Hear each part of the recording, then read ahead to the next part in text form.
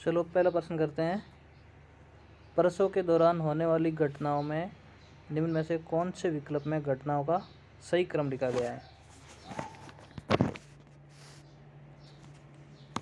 पहली घटना है ऑक्सीटोसिन हार्मोन स्रावित। दूसरी घटना है जोर जोर से गर्भाशय संकुचन।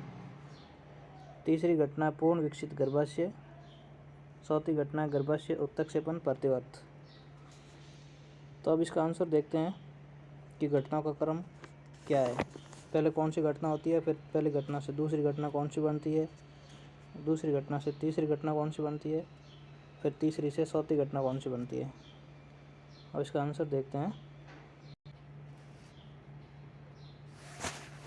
प्रसव के दौरान जब प्रसव पूरा हो जाता कंप्लीट हो जाता है, पूर्ण रूप से कंप्लीट हो जाता है, जब प्रसव भ्रूण गर्भ में 2 महीने पूरा हो जाता है तो उसे प्रसव पूर्ण कहा जाता है।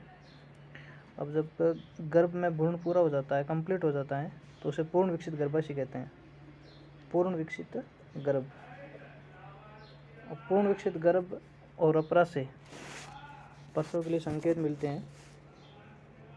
पूर्ण विकसित गर्भ और अप्राशय प्रसव के लिए संकेत मिलते हैं और ये संकेत गर्भाशय संकुचनों को प्रेरित करते हैं। जो हल्के हल्के गर्भाशय संकुचनों को प्रेरित करते हैं और इन हल्के गर्भाशय संकुचनों को गर्भाशय उत्क्षेपण प्रतिवर्त कहते हैं।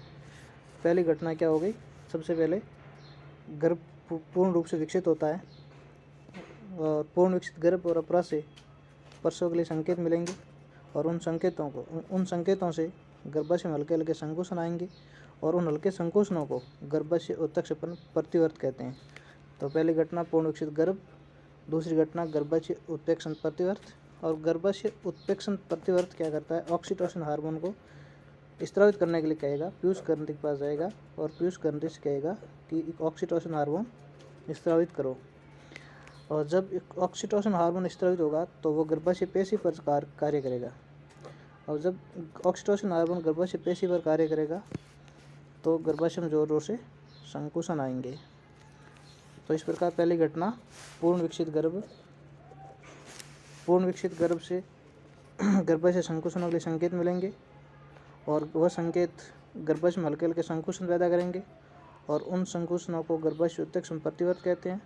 और गर्भाशय उत्प्रेक्षण प्रतिवर्त पीयूष ग्रंथि से ऑक्सीटोसिन हार्मोन रिलीज करने के लिए बोलेगा और ऑक्सीटोसिन हार्मोन गर्भाशय पेशी पर कार्य करेगा और गर्भाशय पेशी पर कार्य करने से गर्भाशय में जोर जोर से संकुचन आएंगे। इसलिए इसका सही आंसर क्या हो गया, पहली घटना पूर्ण विकसित गर्भाशय, दूसरी घटना गर्भाशय उत्प्रेक्षण प्रतिवर्त, तीसरी घटना ऑक्सीटोसिन हार्मोन रिलीज और चौथी घटना जोर जोर से गर्भाशय संकुचन। ये पहली घटना, ये दूसरी, ये तीसरी और ये चौथी। तो इसमें कौन सा आंसर सही हो गया, सबसे पहले पूर्ण विकसित गर्भाशय 3 नंबर, फिर गर्भाशय उत्प्रेक्षण प्रतिवर्त 4 नंबर, फिर ऑक्सीटोसिन हार्मोन रिलीज 1 नंबर और लास्ट में जोर जोर से गर्भाशय संकुचन 2 नंबर। मतलब इसमें आंसर सही हो गया सी, 3 4 1 2।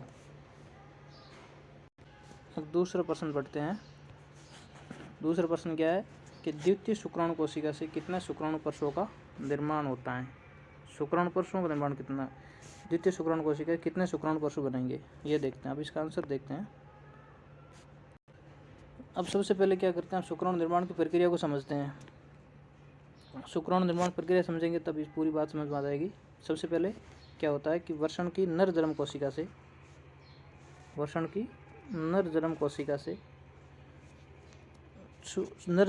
से शुक्र जनन कोशिका है, जो नर जन्म कोशिका होती है शुक्र जनन कोशिका, और शुक्र जनन कोशिका द्विगुणित होती है, मतलब उसमें 46 गुणसूत्र होते हैं और शुक्र जनन समसूत्री विभाजन द्वारा